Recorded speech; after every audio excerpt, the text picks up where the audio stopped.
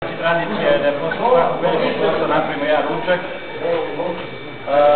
Zadovoljni smo što se tiče prinosa, prinosi jeftinova i ozimih i jarih 6 tona i nešto preko 6 tona, pšenice 5 tona, prinos pšenice se držao preko 6 tona sve dok nismo došli ono što smo sejali u novembru mesecu gde je bilo oko 4,5 tone, tako da nam je tu malo skinuo prinos.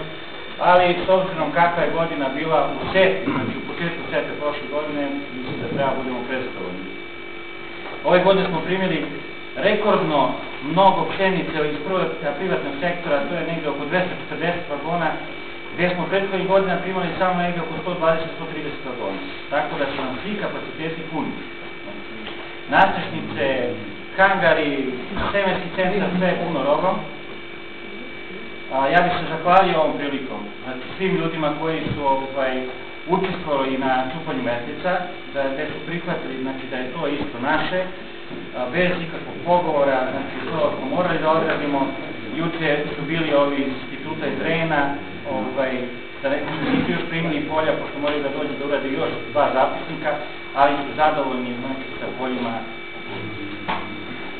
Želim vam prijatan ručak. I sad je ono opuštanje, ne gledajte na sat, a dok je ostavljeno ostavljeno.